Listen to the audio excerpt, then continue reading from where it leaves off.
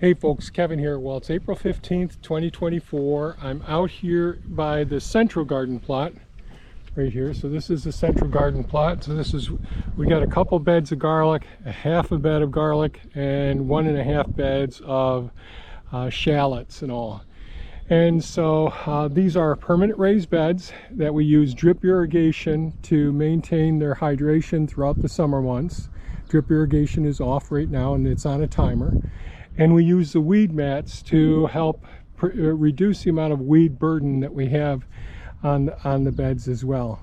Now there is double ground hardwood bark mulch on each one of these beds here for the garlic and for the Dutch red shallots.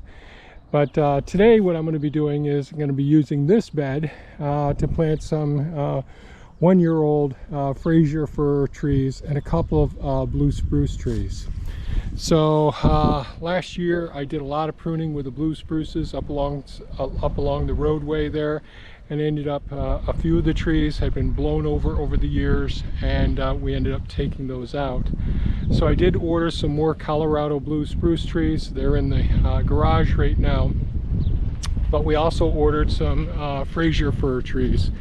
And the Fraser fir trees will be going as a living fence between our property and the gravel mine that's expanding, and just did a whole bunch of clear cutting. I made some videos about that along our private road, and I don't really want to risk putting these trees in the ground on the property line or just on our side of the property line until they declare what they're doing with how they're going to manage their border of their property line. Legally, they're not supposed to come over within 25 feet of the mine. Isn't supposed to be excavated any closer than 25 feet from our property line. But they did do some damage to some of our trees and to the area that we would be planting these trees in. So I don't want to jump the gun there and ruin these trees. So that'll come later. So we need to put them someplace, so I'm going to put 50 Fraser firs right over here into this bed. So we just went and picked up the Fraser firs here. Here they are. These are the trees here. And that's what they look like, the root mass right here. And what, at least one of the trees, we'll have to see how they look. There'll be smaller ones, and there'll be some like this as well. So this may be 2 years old. So I'll be using some mycorrhizal fungi, and I'll try to remember to put links to the mycorrhizal fungi. I know people ask about that.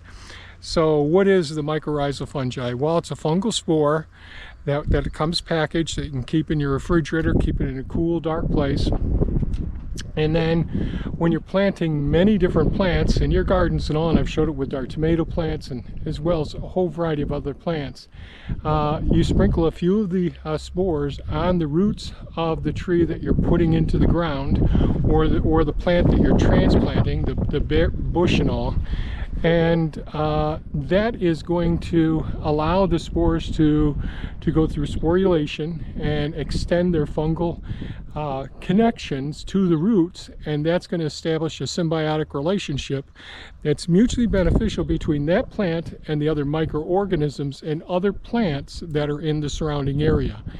And I've made whole videos on how mycorrhiza works and their different types of attachments and some of the species that they don't function with. So I thought we'd go ahead and get these inoculated with a mycorrhizal, and we'll get them into the ground. This bed is about 58 feet long, I think, or close to 60 feet. I'll put 50 trees in there.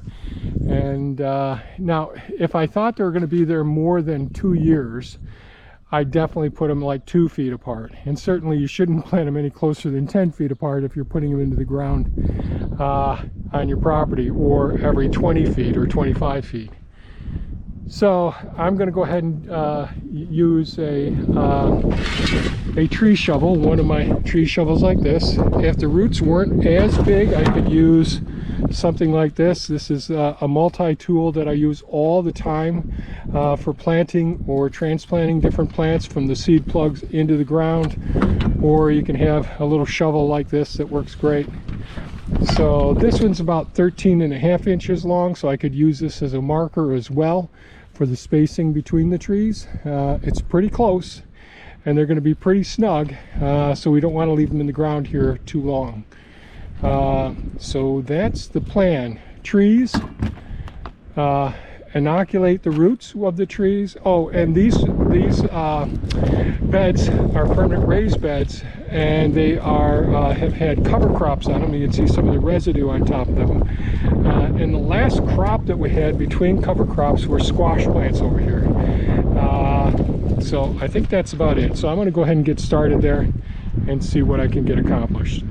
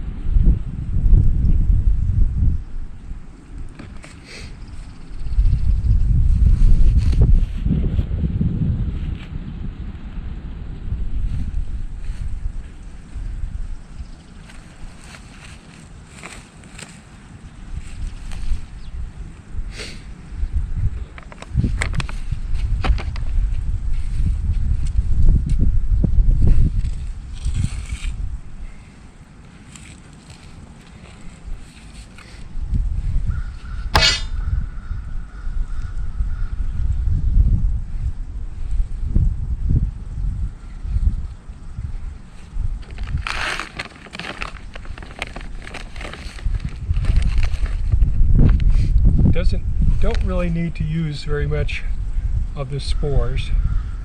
I'm just sprinkling a tiny amount on there.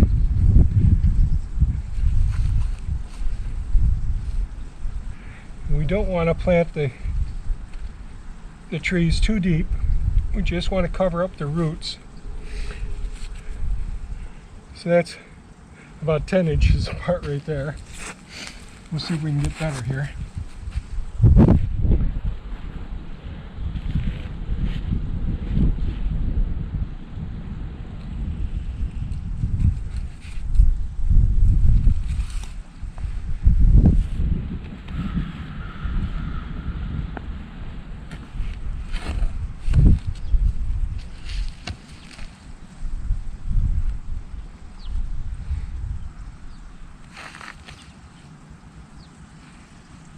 So here's the junction where the roots attach to the main trunk of the tree.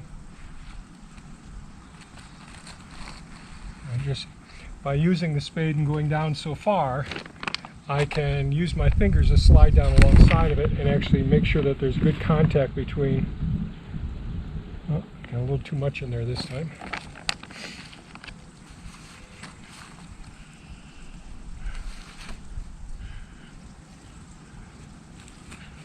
That's pretty good. So we just want the weed mats to be able to come right up to their edges of it pretty much to help reduce the weed burden.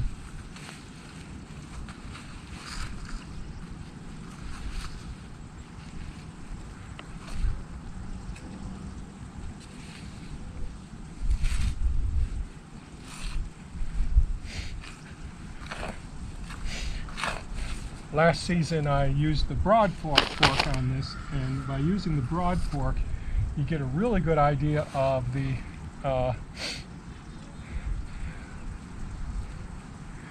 soil structure and how well it holds together, because it comes up, it's just so it's so glued together. The microorganisms, with the aid of the fungal network, secrete a type of glue that I just want to make sure I get all the roots down. A glue-like substance that makes the soil structure, just like the 2x4s or 2x6s, and plywood and siding, all the materials of your house. Now we just picked up these trees an hour or so ago. So like when we sell our bare root trees and bushes, we're selling some right now. Thornless blackberry plants, black currants, and I can't think of what else we have that's bare root right now. So you can see about how far I'm digging down. That's the depth that I'm digging down.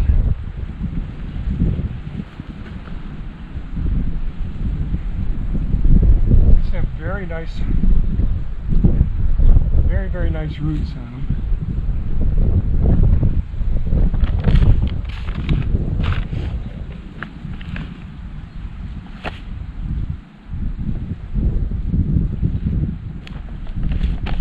Doesn't take too much of the mycorrhizal to do a good job. So that'd be pretty good there.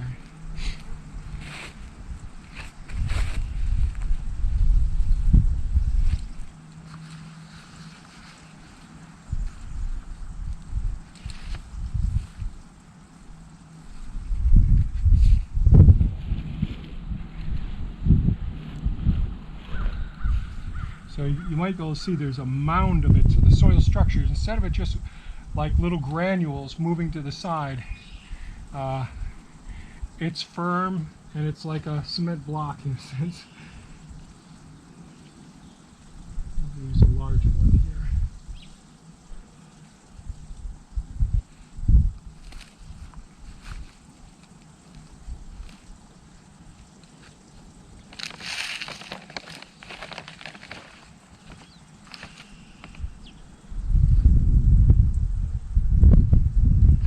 I try to make direct contact with the roots of the tree when I'm doing this.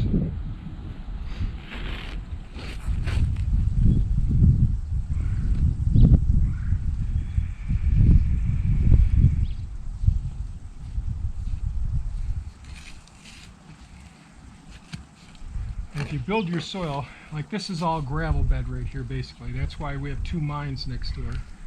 If you really take the time and build your soil, and cover crops using seed is a really good way.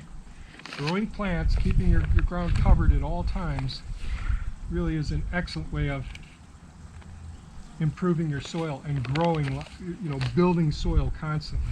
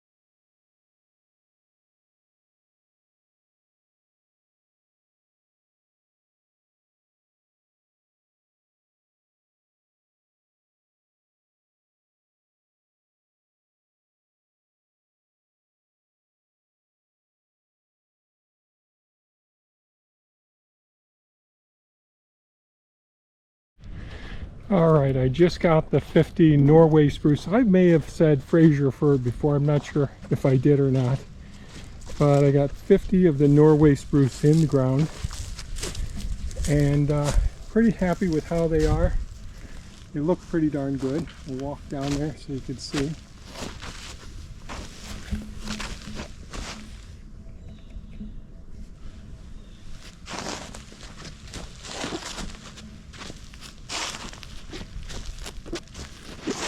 This one may be a Colorado blue spruce here. The rest of them I think are all Norway spruces, not Fraser firs. I said that before. I think I had that in my mind. So we got the holes dug, got the and the soil is really great, and it's nice and moist, so it'll keep the roots nice and moist. So these three here are blue spruces here, but the rest of them are Norway spruces.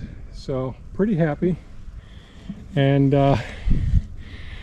so I have I saved 7 of the blue spruce, and I'm going to replace some of the trees up front where the wood chips are, but I'll need to bring up some of the soil to get those in, and to do that I'll need mini-me with a bucket so I don't tear up the ground with any other equipment. And before I do that I need to take the grapple off, but before I take the grapple off of mini-me I need to use that to pick up some of the ash tree limbs and get those over into a hugelkultur pit. So that's it for today's video. Pretty happy with these.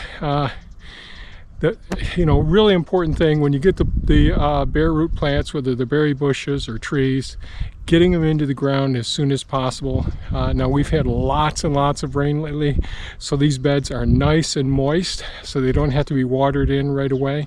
These are permanent raised beds. The soil is in pretty darn good condition because they've had cover crops on them, and the soil structure looks great. Lots of life in it, lots of worms in there.